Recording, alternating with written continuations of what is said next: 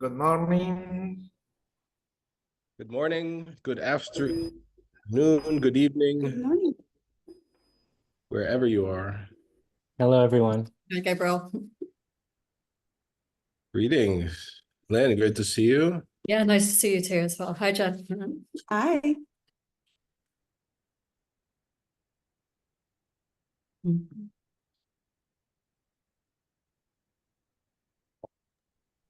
We haven't met before, but I really like your kind of drawings or paintings in the background. Oh, thank you. You are Derek. Are I'm you Derek? Derek. Nice to meet Yeah. you. I'm Lynn. Yeah, I'm battling Hi, with. Lynn. I've been battling with him all day. I think I'm kind of winning. Maybe. Yeah, maybe. Cool. It went wrong about like 3 hours ago, and I've been fighting with it for 3 hours. So I think it's okay to walk away. I have the school run to do in an hour, so that's it. I'm done for the day. That's so awesome. Lynn, Gabriel, and I were just at the Preacher's Bar yesterday. Wow. And do you know there's an apocalyptic ball? There's going to be an apocalypse ball in Miami, run by is it the guy who ran for San Francisco mayor? What's he called? Mike Solana or something like that. He's throwing some sort of like apocalyptic ball. I'll send you the link. You should go. I can't get an invite. Yeah. Yeah, send us a link. Yeah. Definitely.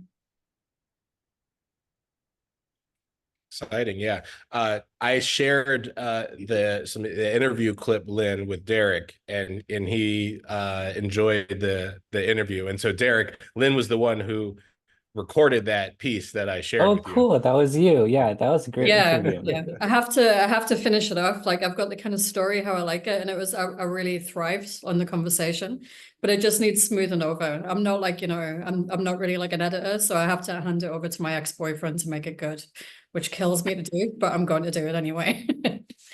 Yeah, I know, right? It's like, but yeah, I'm really happy with it. I hope you are too. If there's anything that you're not happy with, you can tell me, and we'll talk about it. It was really fantastic. Where are you based, Eric? I'm in Russia, Russia. nearby Moscow. Yeah. Oh, okay, cool. Yeah. I'll just say hi to everyone else. I have no idea who's here. I'm just kind of like waving at faces, but I'm just going to say a big hello.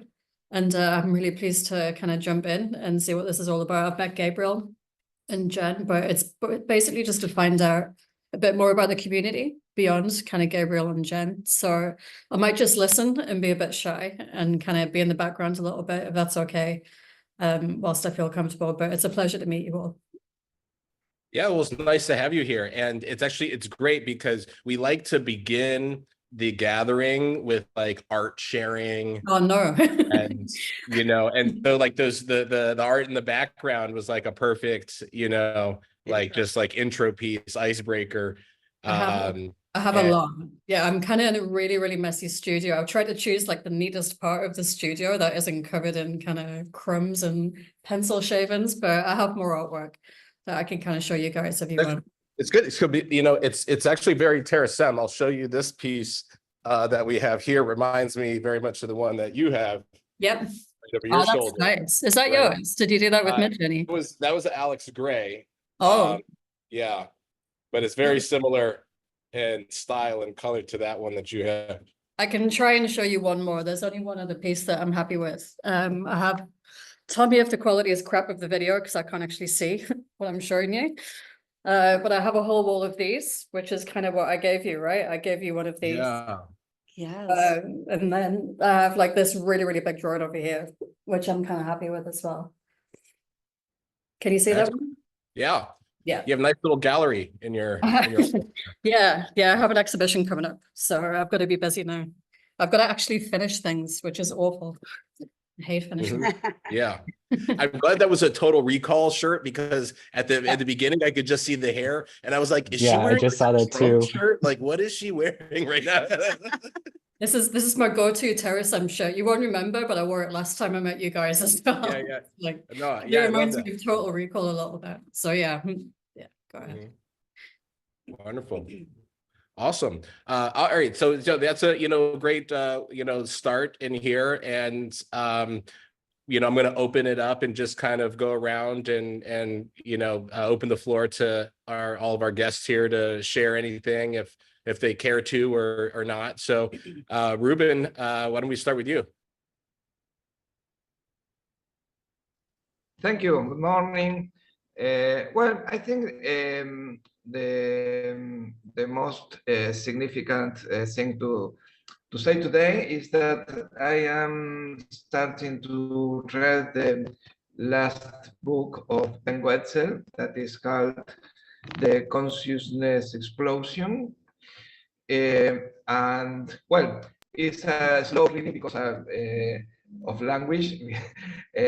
For the people that I am meeting for the first time here in this gathering, I am from Argentina, so my English reading is slowly, but this book of Ben Wetzel, I think that will have an important place in our library besides, well, the fundamental text of Ray Kurzweil, Martin Rothbard, or Forever for All, and so on. I think it is very interesting, very actualized, and I am enjoying a lot of the reading. So that's all. Thank you. I was muted. Yeah, thank you, Ruben. Yeah, excellent. Sam, good to see you. Anything to share? Flat. Can you hear me? Okay. So I guess I'll go. I haven't been here. I don't even remember the last time I was here. It's probably been, I want to say about maybe 4 or 5 months. We're now in July, more than halfway through the year. The reason I'm able to attend today is I'm starting a new project that is allowing me a little bit more flexibility as far as work schedule is concerned. So that lets me attend, which I'm happy about. What else do I have to share? Not very much. I mean, I've just realized there are quite a few faces here I have not seen before, but I'm glad to be back and looking forward to, hearing about news in the community and, kind of reconnecting with people that have a similar worldview to me. Because I mean, I find that super lacking in my daily interactions. I happen to live in a part of Florida that is, well, unenlightened. Let's put it that way. I hate to say that. I don't want to sound like a snob or anything, but it is what it is. So. Yeah, with all this sunshine, you you'd think it'd be a little easier to be enlightened. Yeah, that's funny. That's funny. That's funny. Yeah. That's funny. Well, I'll go next. I'm Jennifer. Excited to be here. And things are good here in Melbourne, Florida. Gabriel and I are getting excited because we get 2 of the kids today. They're flying in from Syracuse, New York with one of their best friends. So we are looking forward to 6 weeks of beach and fun and golf cart riding and swimming and doing all the things with the kids. So it feels like the real start of summer for us because we are getting the kids. So we're super excited and yeah, looking forward to this gathering. Yeah, absolutely. And third, because they're bringing a friend too. Yeah, they're bringing a friend. And here's my little piece of art, which is just a mug that's Terasem themed. I created this quite a while ago. I think I showed it once before, but just so happens I'm using it now. So. Awesome. All right. Hey, Karen, how are you? Oh, you're muted. You're still muted, Karen.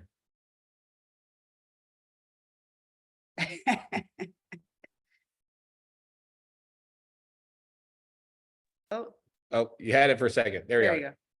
Okay, I'm fine. And Gabriel, I'm looking very much forward to seeing you in Miami in 1 week for the teens and 20s. And I'm very happy that the teens and 20s will meet a representative of Terasem because I'd like them to know about it. So I'm glad that you'll be there. And for the Global Cryonic Summit, I'm looking forward to that too. Excellent. And Yes. seeing everybody, all the pictures here. And I'm looking forward to that day in the future when we can do that Star Trek thing where we can actually just do that little magical thing and all be together and hug each other and say hi. Absolutely, that'd be lovely. Teleportation, holodecks. Yeah. Well, you know, they had physicists advising the Star Trek writers, so most of what they covered were things that were within the laws of physics. Yeah, it's I don't like to like call it science fiction really, or even like space fantasy, you know. It's more aspirational, right? You know, it's not a delusional belief, you know, in something that like can't happen, right? Right. So to me, I think that breed of what we call science fiction is closer to theology, right? It's about imagining a world that could become, you know, and working towards that. So that's awesome. I'm really excited to do it. I haven't been to this cryonics conference. It was always Lori who would go on behalf of Terasem. So this is my first time to do it. And actually, I'll be bringing Jennifer and the kids down. Yeah. You know, with me. So that'll be excited. And it'll be over Moon Day. Normally we would have the colloquium on Moon Day on July 20th, but we did it on the 7th. So that was wonderful. So that's a good segue to welcome Julio to the meeting. So Oh, yes, good to Just see you. typing. Good to see you, Julio. And Angela. how are you? Hey, everybody. I got to talk kind of quiet too. I'm in Sacramento, California at the moment, making the rounds, visiting family and friends for the summer with my daughter. I'm also like, I'm really in the trenches, you know, like I want to help the world and I might cry. Like, I worked in government for 15 years and I learned a lot about the shortcomings, especially in the criminal justice system. And I'm just on the front lines, battling on social media, trying to do this research study, trying to get awareness out for the humanitarian crisis that our government has become, and especially in the criminal justice system. And that's hard to look at. It's heavy. I'm experiencing retaliation even for voicing the truth. And so I really feel like in the thick of the battle. At the same time, I'm trying to help create a pathway to a smarter, more loving world through the polymathy stuff. So I've got a battle on two fronts. And I feel the heaviness of it. I feel like we're in this in between liminal space between old world and new world. And there's resistance to change, you know, with people embedded in the old systems.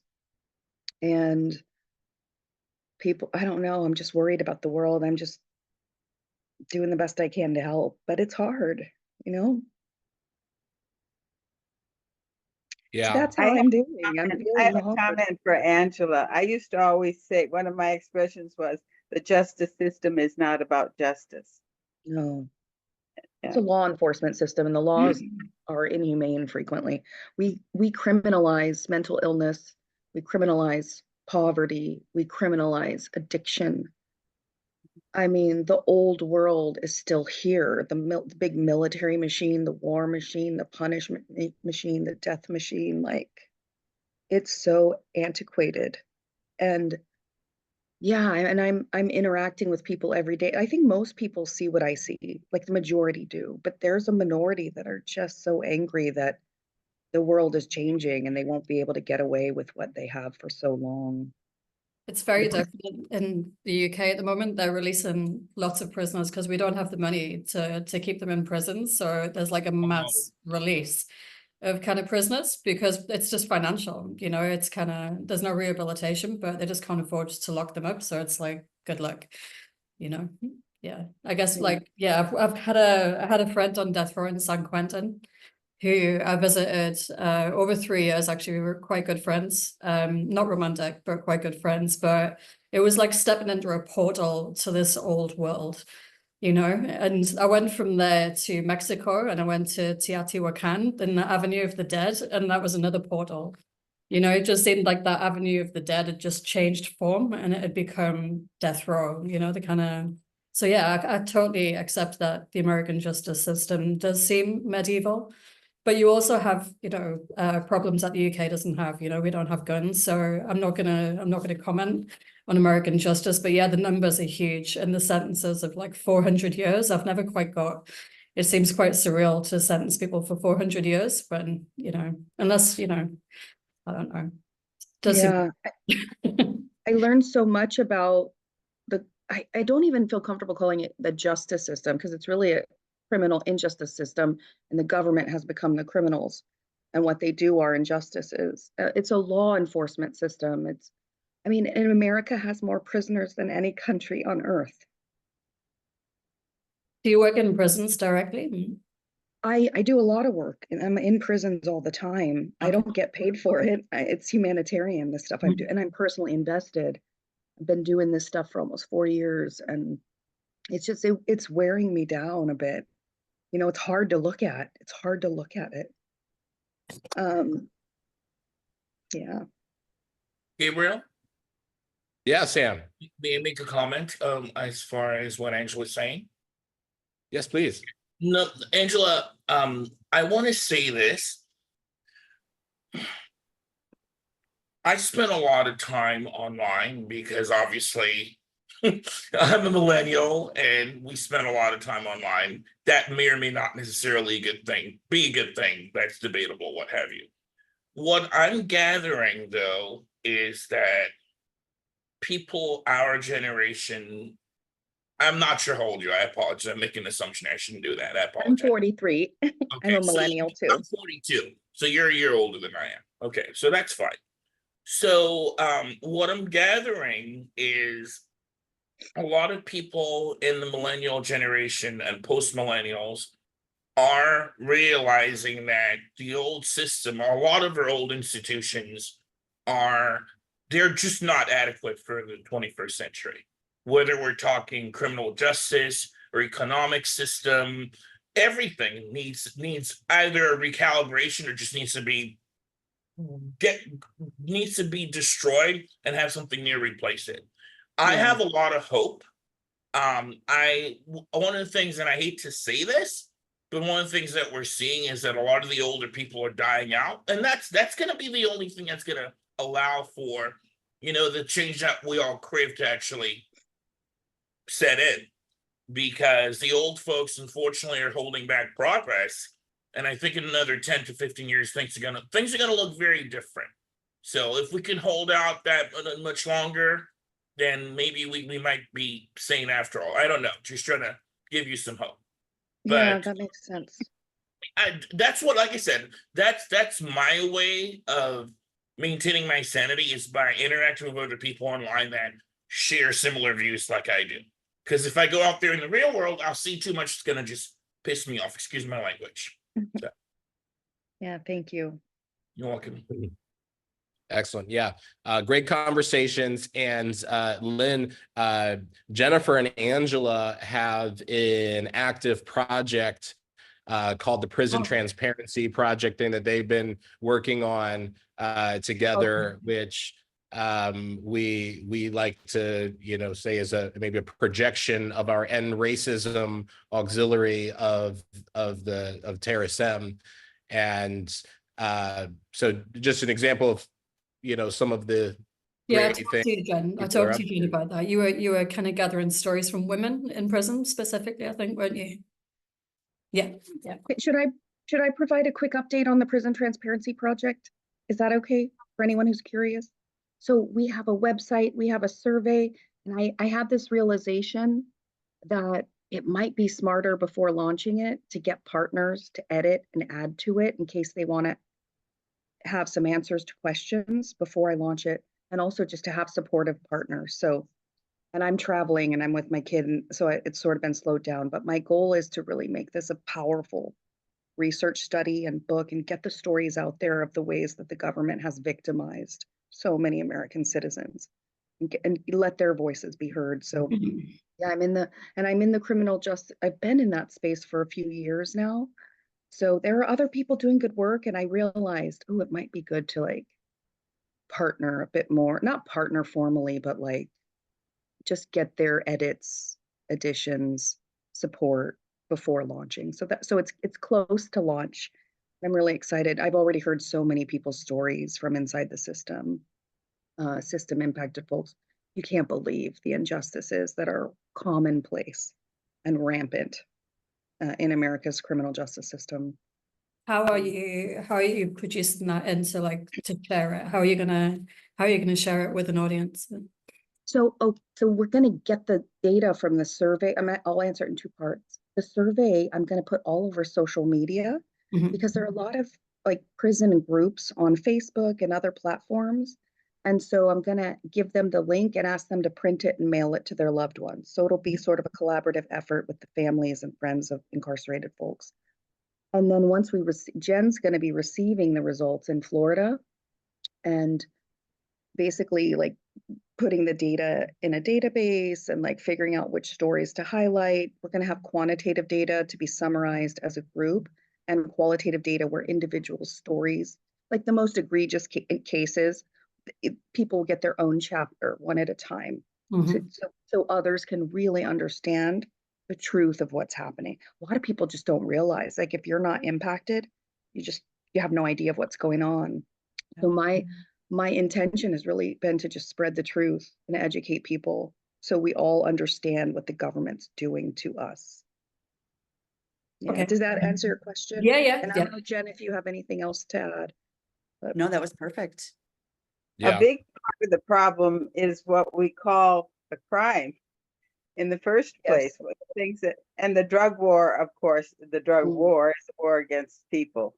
I won't, that I'm sure everyone here understands the mess there, but it's the laws, the things that we call criminal.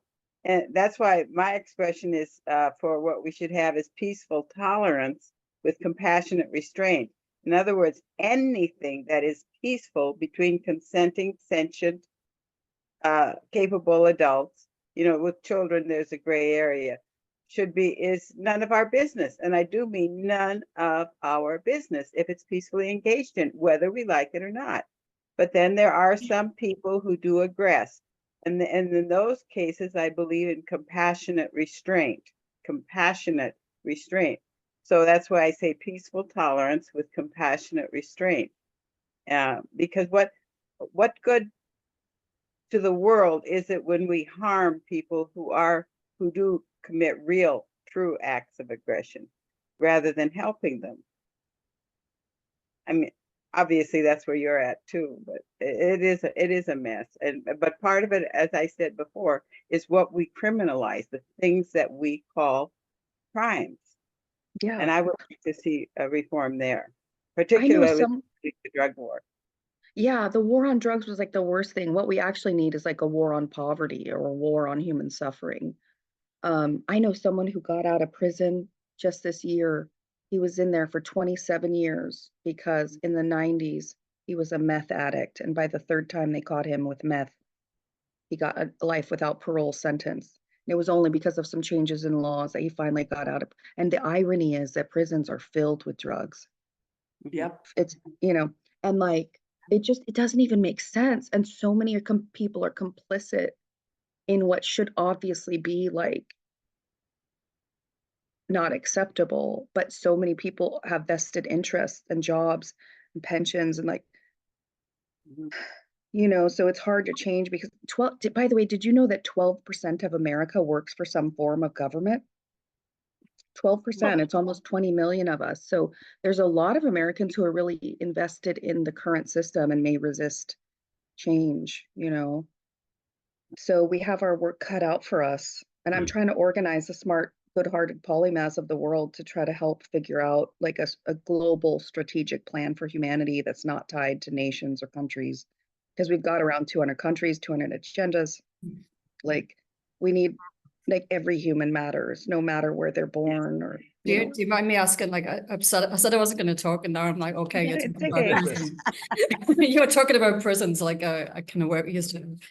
Like what, as someone who's kind of like, I've kind of had a friend who's on death row, so like really at the extreme end of it. And then I've taught in like a low category prison. I have had family members arrested for violence. Like I'm really in the middle of like this kind of like ethical debate about it. But like, what other solutions do you have? Like obviously in Scandinavian prisons, they operate much more open system, but like, you know, in terms of solutions that aren't carceral, what kind of ideas do you, Yeah, if I any, you think, don't have to have, I don't have any, so it's not like I expect you to, but that's my kind of dilemma is like, you know, if people are dangerous and, you know, like what solutions are there, you know? yeah, in my view, we probably will always need a place, maybe we call it prison, where we house people who are not safe for the rest of society. And we try to rehabilitate them and give them humane living conditions. It's not a torture thing anymore. It's not a punishment thing anymore. It's a safety thing for the rest of society. And like, we should not be sending drug addicts to prison. They need rehab. Yeah, People that who makes sense. steal need job training, financial literacy, maybe some housing help, some food, you know. People who are mentally ill should not be sent to prison. Like people, they should be sent to a facility that's made for people who are struggling with mental health problems. That's a health issue. Like, yes, the murderers and the rapists and the kidnappers. Oh yeah, honey, put them away. Like, let's keep the rest of us safe. But we have so many people in prisons in inappropriate response for their situation. It's And sad. prison's also very expensive. It's also very traumatizing and damaging. And it does not rehabilitate it. It increases recidivism because people get out and they can't find jobs and like then they become Makes things dependent upon the worse. state. And this is Yeah. all in the interest of people who work in that industry because it secures their jobs. And it's why we have a mass incarceration problem since the 1970s. Like it just ballooned when the war on drugs started.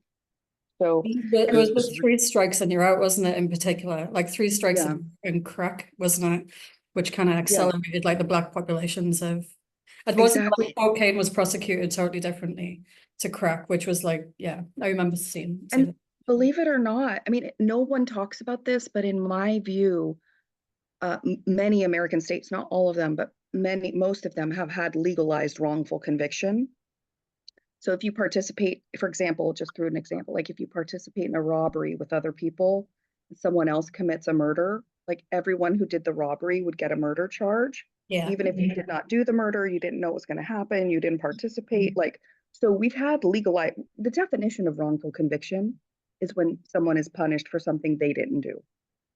So like this thing we've been doing is really unfair where we give someone A, like person A punishment for what person B did. And that's part of why we have mass incarceration. And government loves to do that, to get a 2-for-1 and then excessively sentence because it secures government jobs. But they're consuming citizens for their own benefit. Like they have become criminal. Well, And we're building on systems that, you know, were handed down to us. And we're also here trying to imagine and change systems to, you know, see a better and different way. And this is, you know, certainly passionate and beautiful work that you guys are doing. So thank you. We have a few other people I want to, you know, join in and get into reading the truths, you know, as well while we're here. So Tom, I think this is the first time we've seen you here. Welcome, if you'd like to say anything. Sure. Thank you so much. I appreciate being here. This is very exciting for me to discover Terasem. I had a very, very strong insight about 25 years ago into the truth of the technological underpinnings of spirituality that came to me in a really, really clear way. And I've been a believer in it ever since. So I haven't put a lot of time into kind of developing a community around that or seeking other people's insights into that. But it's been a core thing for me privately. And yeah, and I met Martine at Sundance this year and was kind of drawn into the world of this and met many of you, and super happy to be here because reading the Truths of Terasem document that you sent, Gabriel, I'm just like, yeah, that resonates, that resonates, that resonates. That's exciting. Yes. So that's it. I'm just really happy to be here. Awesome. Great. Yeah, thank you. Yeah. So I hope, yeah, you saw Love Machina there at Sundance. I got a chance to see it in Washington, D.C. about a month ago. It's great. It's lovely. It's, you know, it's fun, you know, it's well done, and it provides a welcome, optimistic, you know, perspective on the future. Everything is so dystopian, you know, out there, and it's sad. So it's just a lovely story. Hope everyone gets a, you know, chance to see it, and it gets wider, you know, a play out there. So before we get to the truths, I see Martine and Bina looking like Vermont ashram there. Anything new? How's it going with you? Yeah, the Vermont ashram is doing very good, and mostly main thing I'd have to share is I'm continuing to try to spread the word about geoethics. This is Principles of Geoethics, second edition. Very much inspired by Ruben to get cracking on it. And then there's a lot of mention of geoethical nanotechnology and geoethics and the truths of Terasem. A lot of people ask questions like, what is geoethics? So this book really book-length treatment of geoethics. Nice. How about you, Bina? Martine, yeah, I'm in New Hampshire today, just hanging out, and hopefully it won't rain too bad here, but it's still very warm for New Hampshire. So I'm hoping everybody will have a great summer. Just want to say hello to everybody, and nice seeing your faces. Wonderful. Excellent. You know, why don't we get a quick screenshot so we got everyone here? Give a good smile. I always forget about doing that. Awesome. Great. Well, I may be missing anybody who doesn't have their camera on, so feel free to hop in if I don't see you there, because I only see the gallery with the cameras on. I'm going to share the truths, and we are in When is Terasem?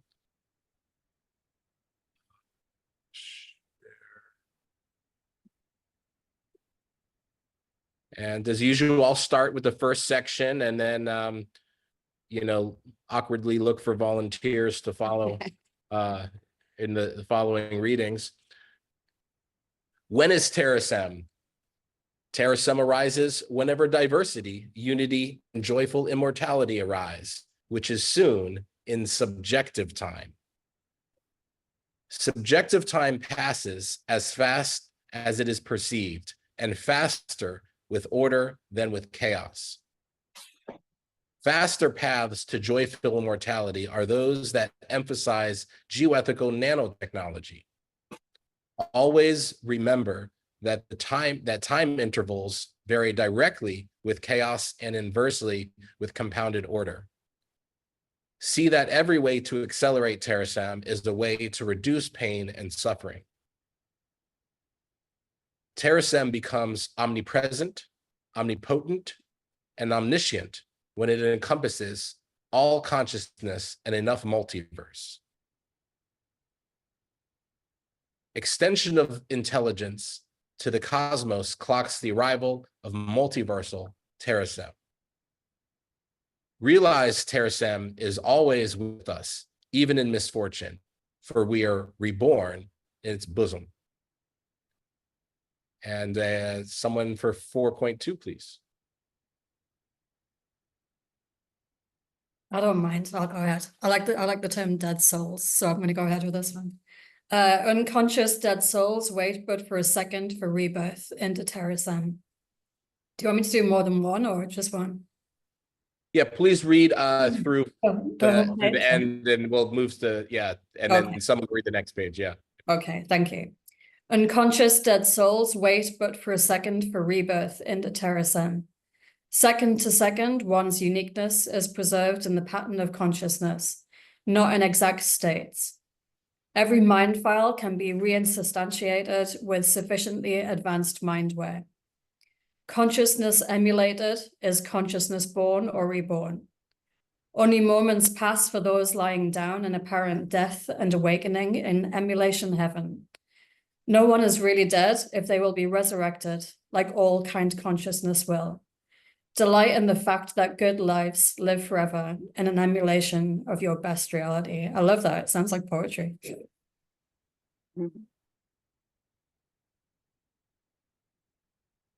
Yeah, another volunteer for the next section. I'll read some. Build order because time between salient events varies inversely with order. Events are achievements that alter the nature of history, such as teaching, toolmaking, language, and electricity. Victory will never arise from anarchy. Exponential growth in microelectronics and information technology is enabled by and self-enables compounding order.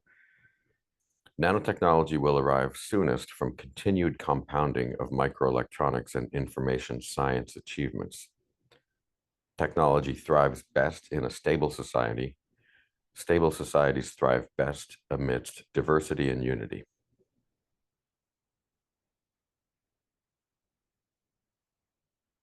Thank you for reading, Tom. And the next person for 4.4. Okay. Julian calendar time, adjusted for lapses in double exponential growth, marks progress toward multiversal Terasem. Before the year 2100, we will witness full cyberization of diverse united Earth life. Before the year 2200, we will witness self-replicating system unification of the Milky Way galaxy. Before the year 2300, we will witness complete emulation of the Milky Way galaxy. Before the year 2400, we will witness self-replicating system unification of the universe. Before the year 2500, we will witness complete emulation of the universe. Before the year 2600, we will witness joyful immortality via the control of cosmic physics.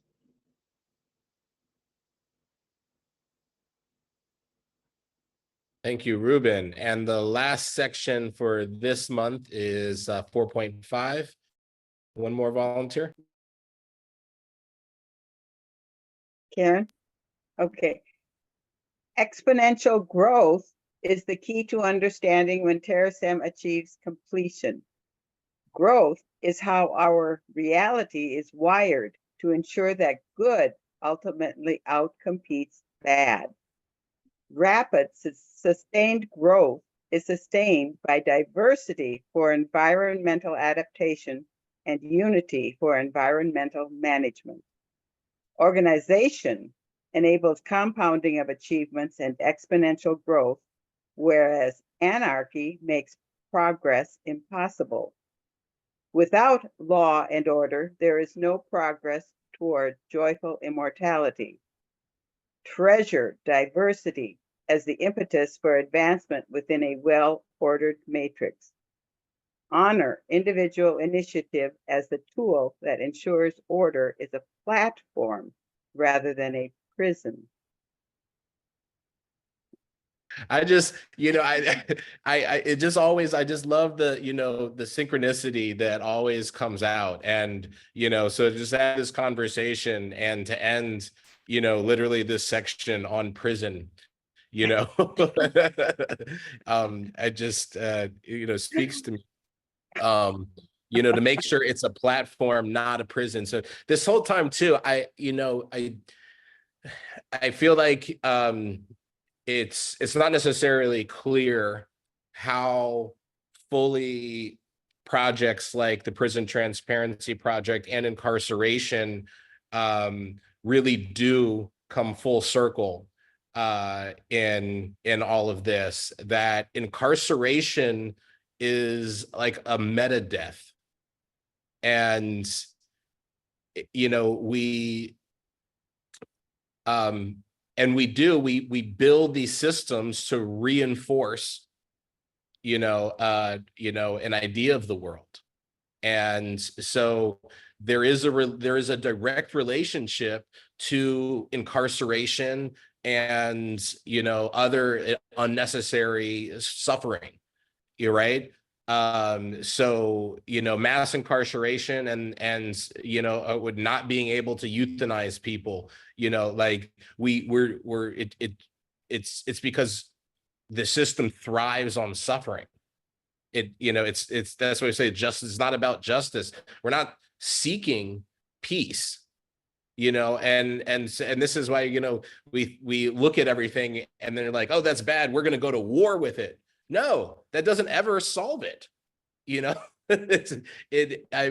Poverty, like it's drugs, terrorism, even like abortion. Women who want to get an abortion and can't end up suffering. Right. More like birth defects, infant mortality, female, it all goes up when you attack the right to care. So I think it really does all come together, and I think relate to our inability to address suffering at life stages, which is right where we are, and other places do allow for it. It's marginal. It's so bad that it's not even like cryonics. In most places, like you can't even naturally decompose a body.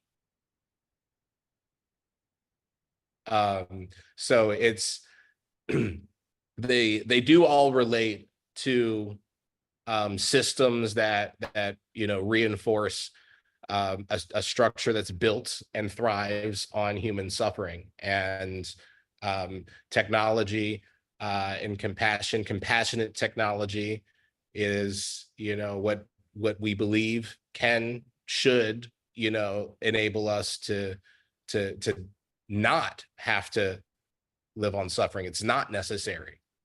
I don't know if it's specifically suffering. It's more like we had that conversation about personhood. We were talking about IVF and personhood, and how that is more for like the kind of cryonics, like legal personhood status. But I see the process as depersonhood in prisons. It's a process that like what you call like via negativa, so it's the taking away of definitions of what is a person.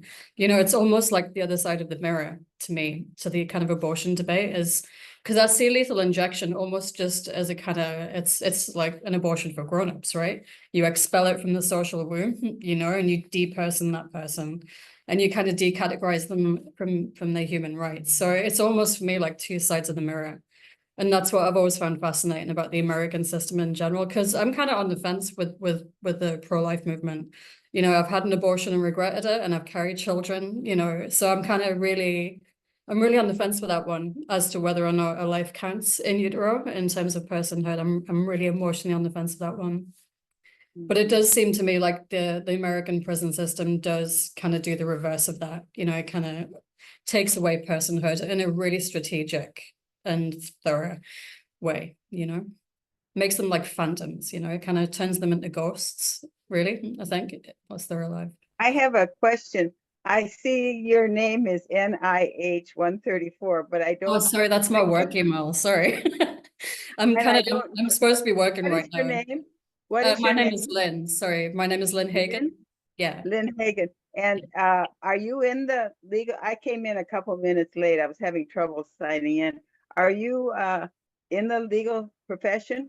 Not at all. No, I do coloring in as a grown-up. I get paid to color in. I'm an artist, but I just had a friend. I've just basically always been interested in prisoners' artwork specifically, The idea that they do it without a kind of audience or any connection to the art world, it started that way. And then I just made friends with someone who was on death row. He was really good at drawing. It's kind of the reason why I started drawing again, really. But yeah, you know, I got to know him, I got to know his family, and it was very much just friendship based.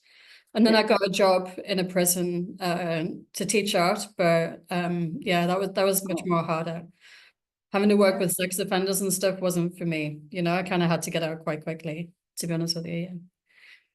Yeah. Thank you. No worries. Lynn. Lynn, not NLH134. It sounds very cyborg, doesn't it? Yeah, that's funny. Yeah.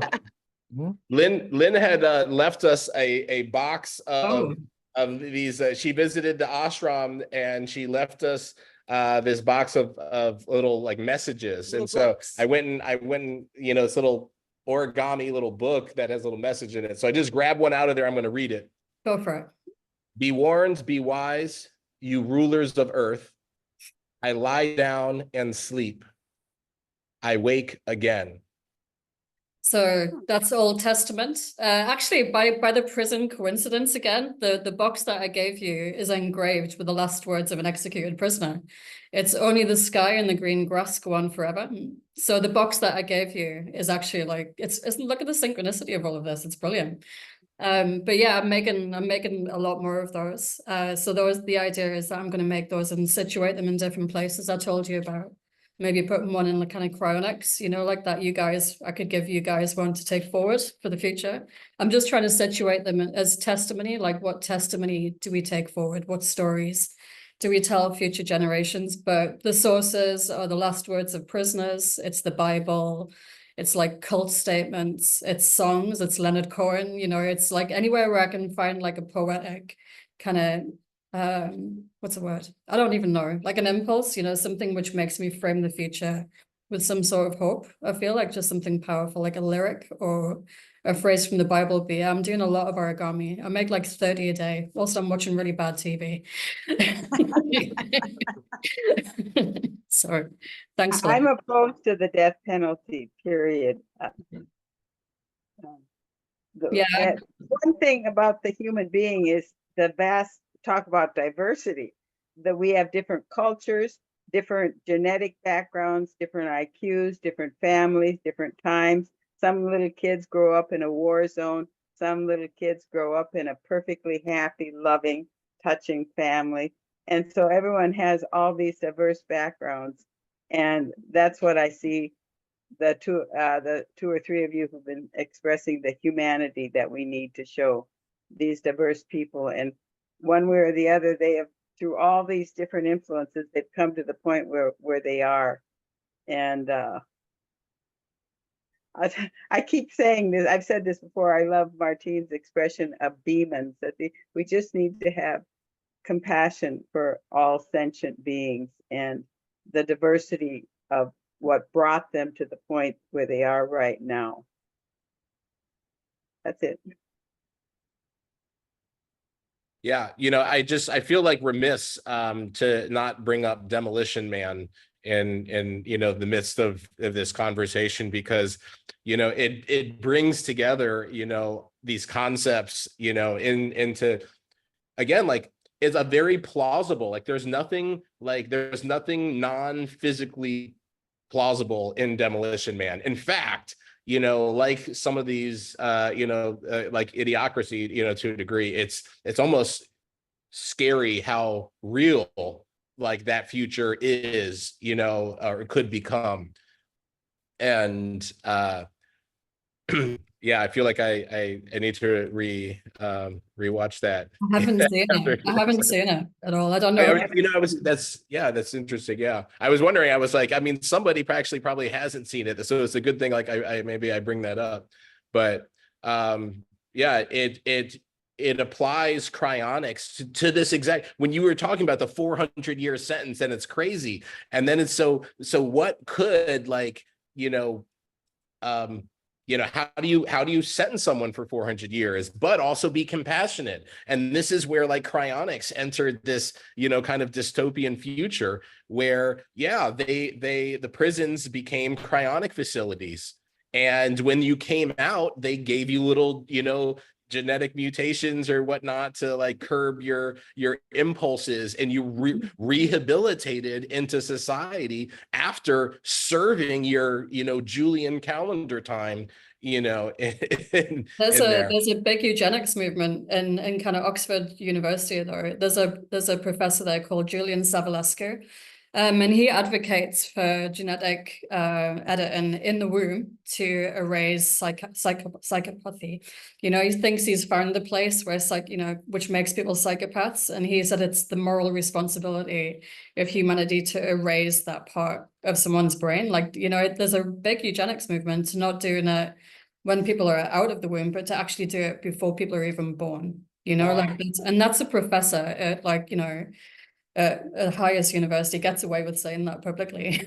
So, you know, like people are thinking about, you know, kind of in a utilitarian way of like, you know, the cost of imprisonment, and people have very radical solutions, you know, to that problem. And genetic engineering is definitely a conversation in England, you know, about which, or I don't think it'll happen, but obviously like it's an argument. I'm interested in where technologies like Neuralink, you know, like obviously the inventors or being pursued for really quite kind of beneficial ways. You know, I can see the benefits of it, most definitely that kind of technology, but I also have a deep concern about social control, you know, and kind of those kind of criminal aspects of how do you just take away someone's autonomy. You don't imprison them, you just take away their autonomy, right? Like there's lots of kind of scary late night thoughts that I have about this kind of stuff, but I'll watch Demolition Man. Definitely, and you can scare me even more with that. I think it opens a dangerous door if you allow society to remove a certain part of someone's genetic makeup without their permission. I think you can choose to change it, but if you say we're going to remove this bad thing, where does it end, and who makes the judgment of what things should be removed? So I think that's a very slippery slope that needs to be cautiously examined. And I'm very much behind George Church. I think he's one of the most wonderful men on the planet, what George Church is doing. He certainly plans to eliminate all diseases within, well, a couple years ago, he said 10 years. So now it's about 8 more years before all diseases will be of aging. And disease by definition is genetic, otherwise it's trauma. But I'm looking forward to that. I am too. By the way, I'm sorry to be so late. Very busy times at Alcor today, and liquid nitrogen delivery, plus we have a cool down in progress. So I was really tied up, but here I am finally. Very glad to be here. Yeah. Welcome. Yeah, thank you for coming and being here. And you probably couldn't tell us if you know, either way, but I'll ask, is Wesley Snipes a patient? Unfortunately, I can't tell you either way. Like we were just talking about the movie Demolition Man. So okay. Yeah. Yeah. Yes, Sam. Sorry, I had a question actually for Angela. She mentioned something earlier about the war on poverty, and I was wondering exactly what she meant in what context. If Angela, if you could elaborate, please. I'm sorry. Yeah, I think President Johnson had a war on poverty. My aunt was telling me this the other day. We don't have it, but that's what we need, right? We had a war on drugs, which was a war against when he was president back in the after Kennedy was assassinated, right?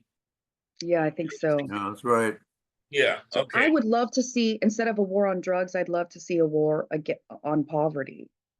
Like that's a major. Actually, I do want to talk to you more about this. Are you on social media? Can I add you? Yeah, I'm all over social media, and my name is the one that's on the screen there. So yeah, I definitely have a few. Find me. It would take too long to actually talk about this stuff here, so we'll just have a conversation that Well, way. sir, if you want to put me on your list, do that. I'm interested in this subject too. Oh, Mike okay. Perry or R. Michael Perry. Okay, we'll do. Thank you, Michael. I apologize. Like I have to go and get my kid from school. It's just like with a transatlantic time frame, like this is the school run time. So I just wanted to say really briefly, like, thank you very much for having me today. And I'll see you guys at the next couple of meetings. And I hope to get back to see you guys in Florida for your conference next year.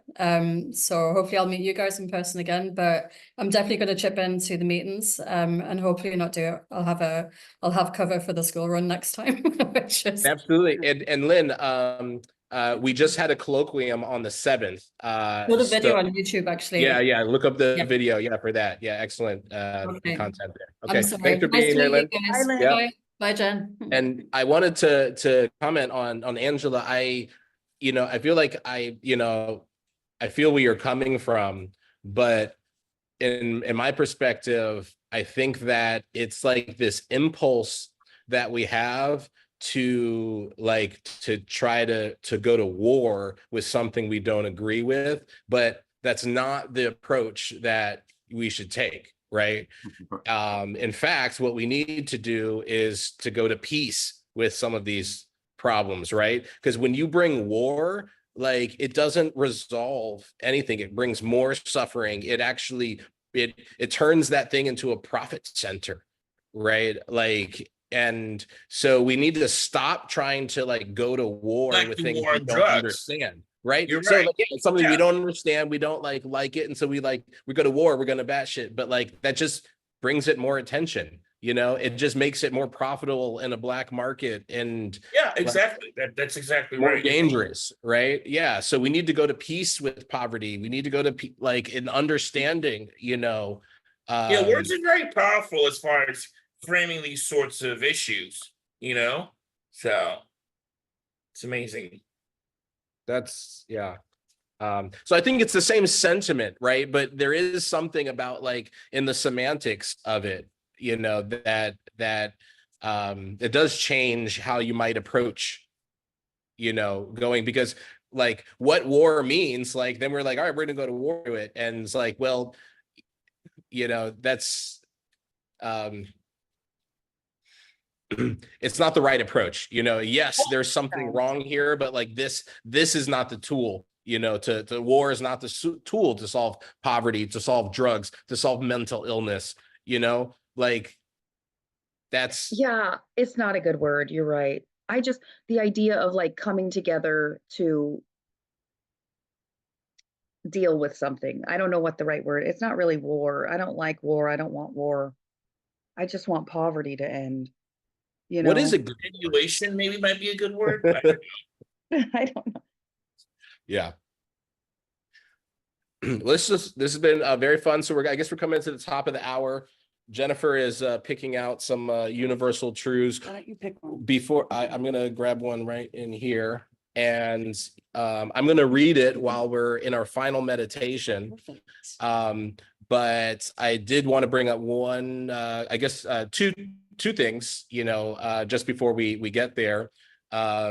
So for me, a little update on my end, through this transition of the generations and stuff that we're experiencing right now. Unfortunately, a friend of mine is very ill with cancer, and was unable to continue in her position. So I've been tapped to be the new director of the American Space Museum in Titusville, which is a volunteer part-time role, but I'm excited to take that on as a new challenge. And there's so many stories of Apollo and shuttle era astronauts and space workers that are maintained by this museum. It's a rich mine file, the treasure trove of information. So I'm excited to start that new challenge with that. And also, I had an idea of like how this gathering was going to go, and it did not at all go that way at all. So I again would feel like I would be remiss not to bring up the fact that many of us received our copy of Ray's Kurzweil, The Singularity is Nearer, which just came out in the last couple of weeks there. So I think many of us received our copies, or are getting the audiobook or whatever, but just had to throw a shout out for that as well. So Yeah, I heard about that. How many pages is it, Gabe? Oh, pretty thick. it is 600? 400. No, it's 400 pages. Because I think the prequel was over 500, if I remember correctly. Yeah, it was. Yeah, it's a big there. it's a big read. It's a big read. Yeah, But definitely. so it's it's again bringing there are a lot of people who didn't read the first one, wasn't interested back then, wasn't old enough to be interested back then, and so this is already a bestseller, and I think intriguing a whole new a generation of people to wonder and think about that. Well, I'm going to ask us to, kind of find our breath, roll your neck and shoulders out, relax.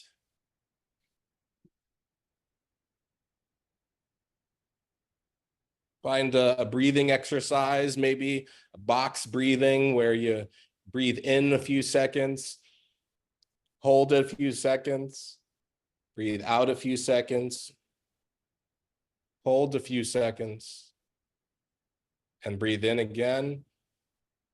It's what we call a box breathing method, or just take a long inhale and exhale. Continue that breath with me. Truth. True love can only be present when we live in our truth. Emotionally speaking, there are many truths because they are based on a perception. Universally speaking, there is only one truth because it is based on infinite intelligence. It is the tongue of the higher power. It is birthed from a cosmic concept and higher consciousness. Our wounds create illusions, which are ego-fed. Our wellness creates wisdoms, which are divinely fed. It connects us to the straightforward, universal laws. Truth is the source. Truth is enlightenment. Truth is the testimony. Truth is timeless.